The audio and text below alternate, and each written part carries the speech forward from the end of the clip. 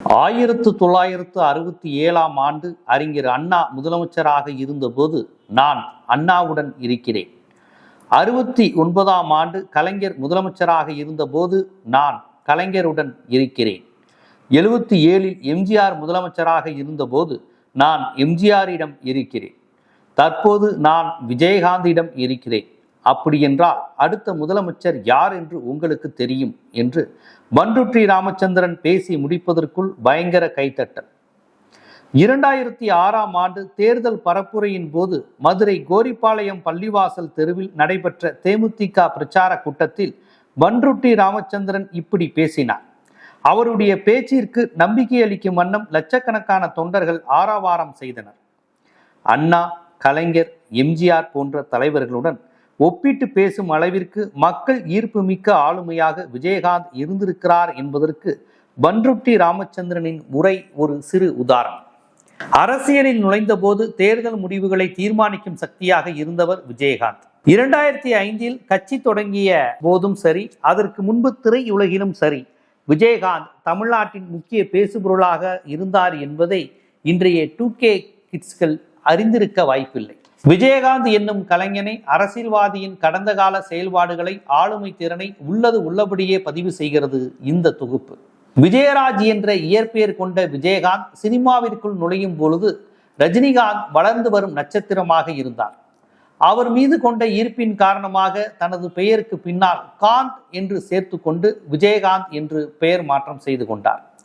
சிறு வயதில் இருந்தே எம்ஜிஆர் ரசிகரான விஜயகாந்த் எங்க வீட்டு பிள்ளை படத்தை 70 முறை பார்த்ததாக பல முறை பதிவு செய்திருக்கிறார். பின்னர் திரைத்துறைக்கு வந்த பின்னரும் எம்ஜிஆரை போன்றே ஏழை தோழன் கதாபாத்திரத்தையே விரும்பி தேர்வு செய்தார். எம்ஜிஆரை போன்றே அரசியல் களத்தில் தடம் பதிப்பதற்கு தேவையான பாடல்களை விஜயகாந்தும் அமைத்து கொண்டார். எம்ஜிஆர் திமுக என்ற அரசியல் களத்தில் இருந்து கொண்டே சினிமாவிலும் களம் பதித்தார். விஜயகாந்த் சினிமாவில் இருந்து கொண்டே தனது ரசிகர் மன்றங்களை அரசியல் இயக்கங்களாக நடத்தி வந்தார். அந்த வகையில் எம்ஜிஆருக்கும் விஜயகாந்திற்கும் பல ஒற்றுமைகள் உண்டு. அதனால் அரசியல் களத்தில் நுழைந்தவுடன் கருப்பு எம்ஜிஆர் என்ற பட்டப்பெயரை அவரது கட்சியினர் அவருக்கு சூட்டினர். எம்ஜிஆர் பயன்படுத்திய பிரச்சார வேனை ஜானகி எம்ஜிஆரிடம் வாங்கினார் விஜயகாந்த். அதை சென்டிமெண்டாக சொல்லி தமிழக மக்களிடம் பிரச்சாரம் மேற்கொண்டார். பலர் கேட்டு கிடைக்காத எம்ஜிஆரின் பிரச்சார வேனை தனக்கு கொடுத்த ஜானகி எம்ஜிஆரை பெருமைப்படுத்தும் விதமாக ஏழை ஜாதி படத்தில் வசனத்தை அமைத்திருப்பார் விஜயகாந்த். விஜயகாந்த் தன்னுடைய ரசிகர் மன்றங்களை நிர்வகிப்பதில் கவனமாக இருந்து வருபவர். 1980ஆம் ஆண்டே அகில இந்திய விஜயகாந்த் ரசிகர் மன்றம் உருவாக்கப்பட்டது. 1978ஆம் ஆண்டு இனிக்கும் இளமை திரைப்படத்தில்தான் விஜயகாந்த் அறிமுகமாகிறார் என்பது குறிப்பிடத்தக்கது. 1982ஆம் ஆண்டு தமிழன் என்று சொல்லடா, தலை நிமிர்ந்து நில்லடா என்ற முழக்கங்களை தாங்கிய தமிழ்நாடு விஜயகாந்த் நற்பணி மன்றம் என்று பெயர் மாற்றம் செய்யப்பட்டது. தமிழர் என்ற உணர்வு, தமிழகம் குறித்த பெருமிதமான வசனங்கள் விஜயகாந்தின் திரைப்படங்களில் தவறாமல் இடம்பெற ஆரம்பித்தன. அகில இந்திய என்ற பெயரை தமிழக தலைமை மன்றம் என்று மாற்றியதின் பின்னணியில் கூட விஜயகாந்தின் நுண் அரசியல் வெளிப்படுகிறது. 1965ஆம் ஆண்டு திமுக நடத்திய இந்தி எதிர்ப்பு போராட்டத்திலேயே மாணவனாக நான் கலந்து கொண்டேன் என்று விஜயகாந்த் கூறியிருக்கிறார். தமிழ் உணர்வு 13 வயதிலேயே தனக்கு ஊட்டப்பட்டதாக விஜயகாந்த் கூறுகிறார்.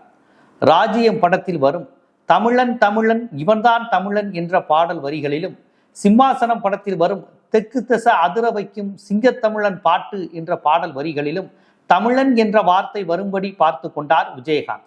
மாநகர காவல் படத்தின் கிளைமேக்ஸ் காட்சியில் இந்திரா காந்தி கதாபாத்திரத்தை நினைவுபடுத்தும் வகையில் நடித்திருப்பார் நடிகை லட்சுமி. அப்போது லட்சுமி, நீங்கள் டெல்லிக்கு வந்து விடுங்கள் என்று விஜயகாந்திடம் கூறும் பொழுது, இல்லை, தமிழருக்கும் தமிழகத்திற்கும் என்னுடைய தேவை நிறைய இருக்கு என்று பதில் சொல்வார்.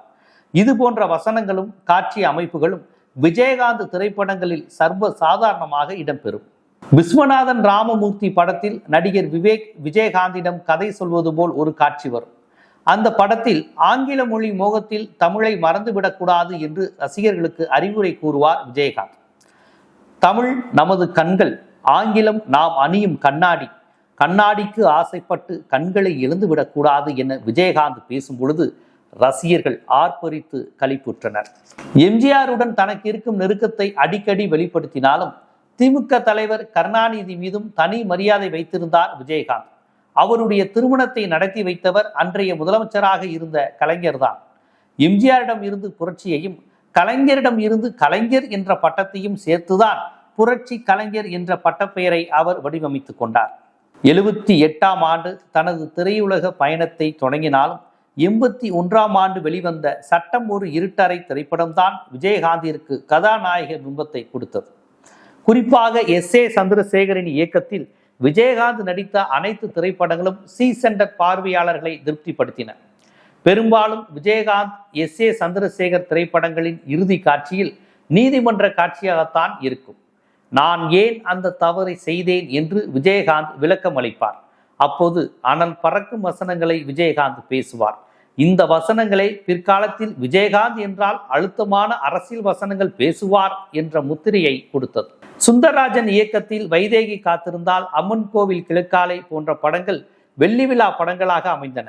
அந்த திரைப்படங்களின் பாடல்கள் இன்று வரை விஜயகாந்த் பாடல்கள் பட்டியலில் முதலிடம் வகிக்கின்றன. 80களின் மோகன் பாடல்களுக்கு எப்படி ஒரு மயக்கம் இருக்குமோ அதில் சற்றும் குறைந்ததில்லை விஜயகாந்த் பட பாடல்கள். திரைப்பட மாணவர்கள் உழைப்பில் வெளியான ஊமை வெளிகள் திரைப்படம் திரைப்பட வரலாற்றில் மைல்கல். தொழில்நுட்ப ரீதியாகவும் திரைக்கதை அமைப்பிலும் கதாநாயக துதி இல்லாமலும் பிரம்மாண்டத்தை உணர்த்தும் பாடல்களாலும் தனித்துவம் பெற்றது.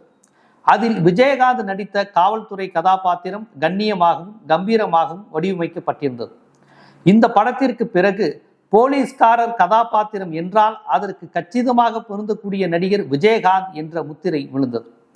ஆபாவனனில் தொடங்கி புலன் விசாரணையில் R.K. செல்வமணி, வல்லரசு படத்தில் மகாராஜன், நரசிம்மா படத்தின் இயக்குனர் திருப்பதி சாமி என பல புதிய இயக்குநர்களுக்கு அறிமுகம் கொடுத்தவர் விஜயகாந்த். குறிப்பாக திரைப்படத்துறை படித்த புதிய மாணவர்களுக்கு நம்பிக்கை கீற்றாய் இருந்தவர் விஜயகாந்த். முதலாக தலித் அரசியல் பேசிய படம் என்று கபாலியை பலர் கொண்டாடுகிறார்கள். ஆனால் 35 ஆண்டுகளுக்கு முன்பே விஜயகாந்த் நடித்த அலைவோசை திரைப்படம் வெளிப்படையாகவே தலித் அரசியல் பேசியது. தற்போது குறியீடாக பேசும் பல அம்சங்களை பகிரங்கமாக பேசிய படம் அலைவோசை. அந்த படத்தில் வரும் வாலேந்தடா போராடுடா என்ற பாடலில் பண்ணையார் ஆதிக்கத்தையும் சாதி ஆதிக்கத்தையும் ஒரு சேர விமர்சிக்கும் வரிகள் இடம்பெற்றிருக்கும். சிவப்பு மல்லி திரைப்படம் தொழிற்சங்க அரசியலை பேசிய படம். இந்த படத்தில் வரும் எரிமலை எப்படி பொறுக்கும் பாடல் இடதுசாரி மேடைகளிலும் 90களுக்கு பிறகு தலித் மேடைகளிலும் தவிர்க்க முடியாத பாடலாக மாறிப்போனது. நல்ல கருப்பு நிறத்தில் சிவப்பு சட்டையை அணிந்து கொண்டு கண்களை துருத்தி கொண்டும் விஜயகாந்த் நிற்கும் சுவரொட்டிகள் கடைக்கோடி கம்யூனிஸ்ட் தொண்டனை நினைவுபடுத்தியது. 84ஆம் ஆண்டு ஈழத்தமிழர் விவகாரம் தமிழகத்தில் மிகப்பெரிய அளவில் அதிர்வலைகளை ஏற்படுத்தியிருந்தது. அந்த சமயத்தில் தமிழகத்தில் உள்ள அனைத்து விஜயகாந்த் மன்றங்களும் ஈழத்தமிழர்களுக்காக உண்ணாநிலை போராட்டங்களை நடத்தின. சூப்பர் ஸ்டார் ரஜினிகாந்தும் சூப்பர் ஆக்டர் கமலஹாசனும் அமைதியாக இருக்க விஜயகாந்த் தனது ரசிகர் மன்றங்கள் மூலம் தனது அரசியல் பயணத்தை தொடங்கியிருந்தார். 90ல் வெளிவந்த கேப்டன் பிரபாகரன் திரைப்படம் விஜயகாந்தின் 100வது திரைப்படம். எம்ஜிஆரின் 100வது படம் ஒளி விளக்கு. எம்ஜிஆருக்கு பிறகு 100வது திரைப்படம் வெற்றிகரமாக ஓடிய வரலாறு விஜயகாந்திற்கு மட்டும்தான் உண்டு. சந்தன கடத்தல் வீரப்பன் கதையை வீரப்பன் உயிருடன் இருந்தபோதே வீரப்பனை பிடிப்பது போல் கற்பனையாக எடுத்த படம் கேப்டன் பிரபாகரன். இந்த படம் வீரப்பனை கொள்ளைக்காரனாக சித்தரித்தாலும் படத்தின் இறுதி காட்சியில் வீரப்பனை விட அவனை இந்த நிலைக்கு தள்ளிய அரசியல்வாதிகள் தான் குற்றவாளிகள் என்ற கருத்தை பேசியிருக்கும். இந்த படத்திற்கு பிறகுதான் கேப்டன் என்ற பட்டம் விஜயகாந்திற்கு கிடைத்தது. பி. வாசு விஜயகாந்த் கூட்டணியில் வெளிவந்த பொன்மன செல்வன் திரைப்படத்தில் வரும் ஓப்பனிங் சாங் விஜயகாந்த் அரசியல் வாழ்விற்கான அடித்தளமாக அமைந்தது. நீ பொட்டு வச்ச தங்கக்குடம் என்று தொடங்கும் இந்த பாடலில் நன்மையெல்லாம் உன்னை தேடி வரும், வல்லவன்தான் இவன் வல்லவன்தான் போன்ற வரிகள் அமைந்திருக்கும். இந்த வரிகள் பிற்காலத்தில் அரசியல் தலைவராகிய விஜயகாந்தை துதிக்கும் விதமாக அவரது தொண்டர்களுக்கு அமைந்து விட்டது. இந்த பொட்டு வைத்த தங்கக்குடம் என்ற பாடல் இன்றைய தலைமுறையினருக்கும் நன்றாக அறிமுகமாகிவிட்டது. காரணம், லப்பர் பந்து என்ற திரைப்படத்தில் இந்த பாடல் அடிக்கடி ஒளிபரப்பப்படும். அந்த படத்தின் கதாநாயகன் விஜயகாந்த் ரசிகர். ஆகவே அவர் எப்போதெல்லாம் கிரிக்கெட் விளையாடுகிறாரோ அப்போதெல்லாம் இந்த பாடல் வரும். திரையரங்கில் விசில் சத்தம் விண்ணை பிளக்கும். 91ல் ஜெயலலிதா முதலாக ஆட்சியை பிடித்த காலகட்டத்தில் விஜயகாந்த் ரசிகர் மன்ற செயல்பாடுகள் வீரியமாக இருந்தன. அப்போது நடைபெற்ற உள்ளாட்சி தேர்தலில் விஜயகாந்த் ரசிகர்கள் பலர் சுயேட்சையாக களம் இறங்கி வெற்றி பெற்றனர் என்பது வரலாறு. விஜயகாந்த் நேரடியாக அரசியலில் களம் இறங்கியது 2005ஆம் ஆண்டு. ஆனால் அவரது ரசிகர்கள் 92ஆம் ஆண்டே தேர்தல் அரசியலில் களம் இறக்கப்பட்டனர். லியாகத் அலிகான் விஜயகாந்த் கூட்டணியில் தீப்பொறியாய் வசனங்கள் தெரித்த படம் ஏழை ஜாதி. சட்டமன்ற உறுப்பினர்களை வீடு தேடி சென்று அடிப்பது, பொது வாழ்க்கைக்காக தன் குடும்பத்தை விட்டே வெளியேறுவது என விஜயகாந்தின் அரசியல் எதிர்காலத்தை மையப்படுத்தியே பல காட்சிகள் ஏழை ஜாதி படத்தில் லியாகத் அலிகான் அமைத்திருப்பார். ஏழை ஜாதியை தொடர்ந்து பல படங்களில் சாதி கட்சி தலைவர்களை கொடூரமானவர்களாக சித்தரித்து விஜயகாந்த் திரைப்படங்கள் வெளிவர தொடங்கின. வல்லரசு திரைப்படத்தில் சாதி கட்சி தலைவராக இருக்கும் மன்சூர் அலிகானை விஜயகாந்த் புரட்டி எடுக்கும் காட்சி நகைச்சுவையாக காண்பிக்கப்பட்டிருக்கும். இன்றைய அரசியல் சூழலில் சாதி கட்சிகளை விமர்சித்து படம் எடுப்பது சாத்தியமில்லாத விஷயம்.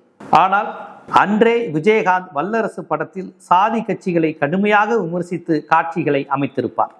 ஆண்டவனோடும் மக்களுடனும் தான் கூட்டணி என்பது விஜயகாந்த் கட்சி தொடங்கும் போது சொன்ன வாசகம். ஆனால் அந்த வசனத்தை உளவுத்துறை படத்தில்தான் முதன்முறையாக விஜயகாந்த் பயன்படுத்துவார். ஆண்டவனின் ஆசீர்வாதமும் மக்களின் விருப்பமும் அதுவாக இருந்தால் நான் நிச்சயம் அரசியலுக்கு வருவேன் என்று விஜயகாந்த் முன்னறிவிப்பு செய்தார். 21ஆம் நூற்றாண்டின் முதல் தமிழ் படம் எது தெரியுமா? விஜயகாந்த் நடித்த வானத்தை போல. இந்த படம்தான் 21ஆம் நூற்றாண்டின் முதல் தமிழ் படம். இயக்குனர் விக்ரமன் பாணியில் கொடுக்கப்பட்ட விஜயகாந்த் படம். இந்த கூட்டணியும் மக்கள் மத்தியில் நல்ல வரவேற்பை பெற்றது. தொடக்க காலத்தில் விஜயகாந்த், இப்ராஹிம் ராவுத்தர், லியாகத் அலிகான் கூட்டணியில் மத நல்லிணக்க வசனங்கள் கண்டிப்பாக இடம்பெறும். தன்னுடைய படங்களில் இஸ்லாமிய கதாபாத்திரங்களை நல்லவர்களாகவே காண்பிப்பார் விஜயகாந்த். தானும் இஸ்லாமியர்களை நேசிப்பதாக வசனம் பேசுவார். ஆனால் பிற்காலத்தில் வல்லரசு, நரசிம்மா போன்ற படங்களில் இஸ்லாமியர்கள் குறித்து தவறான சித்தரிப்பு இருந்ததாக இஸ்லாமிய அமைப்புகள் வருத்தம் தெரிவித்தன. 2005ஆம் ஆண்டு மதுரை தோப்பூரில் விஜயகாந்த் மாநாட்டிற்கு வந்து திரும்பி போனவர்கள் மட்டும் 2 லட்சத்தை தாண்டும். பெரிய ஆர்ப்பாட்டத்துடன் ரசிகர்கள் மத்தியில் கட்சி தலைவராக மாறினார் விஜயகாந்த். திமுக, அதிமுக 2 கட்சிகளையும் கடுமையாக விமர்சித்து பேசினார். தேமுதிக என்ற கட்சியை தொடங்கியவுடன் தனது நடிகர் சங்க தலைவர் பதவியை ராஜினாமா செய்தார் விஜயகாந்த். நடிகர் சங்க தலைவராக இருந்த பொழுது நடிகர் சங்க கடனை அடைப்பதற்கு அவர் எடுத்த முயற்சிகளை இன்று வரை தமிழ் திரையுலகம் நினைவு கூறுகிறது. காவிரி விவகாரத்திற்காக நெய்வேலியில் அவர் தலைமையில் நடத்திய போராட்டம் இன்று வரை தமிழக வாழ்வுரிமை போராட்டங்களில் முதன்மையானது. 2006 தேர்தலில் தனித்து போட்டியிட்டு தேமுதிக 8 விழுக்காடு வாக்குகளை பெற்றது. விஜயகாந்த் விருத்தாச்சலம் தொகுதியிலிருந்து சட்டமன்ற உறுப்பினராக தேர்ந்தெடுக்கப்பட்டார். 2011இல் அதிமுகவுடன் கூட்டணி சேர்ந்து எதிர்க்கட்சி தலைவரானார். 2016 தேர்தலில் திமுக, பாஜக, மக்கள் நல கூட்டணி என அனைத்து கட்சிகளும் கூட்டணி வைக்க விரும்பும் கட்சியாக தேமுதிக இருந்தது. திமுகவுடன் தான் தேமுதிக கூட்டணி வைக்க போகிறது என்று திமுக, தேமுதிக தொண்டர்களும் மாவட்ட செயலாளர்களும் நினைத்திருந்த வேளையில் மக்கள் நல கூட்டணியுடன் தான் கூட்டணி என்று விஜயகாந்த் அறிவித்தார். தேர்தல் முடிவில் மக்கள் நல கூட்டணி மிகப்பெரிய தோல்வியை சந்தித்தது. விஜயகாந்த் உட்பட கூட்டணியின் முக்கிய தலைவர்கள் அனைவரும் தோல்வியடைந்தனர். திமுக தலைவர் கலைஞரும் அதிமுக தலைவர் ஜெயலலிதாவும் ஆளுமை செலுத்தி கொண்டிருந்த நேரத்தில் துணிச்சலாக அரசியல் களம் கண்டவர் விஜயகாந்த். திரையில் பேசிய விறுவிறுப்பான வசனங்களை மேடையில் பேசி பரபரப்பை ஏற்படுத்தியவர். ஒரு முறை ஜெயலலிதா, விஜயகாந்த் முழு நேரமும் குடிபோதையில் இருப்பவர் என்று விமர்சிக்க, உடனே விஜயகாந்த் அருகில் இருந்து ஊத்தி கொடுத்தாரா அவர் என அதிரடியாக கேட்க அரசியல் களம் அதகலப்பட்டது.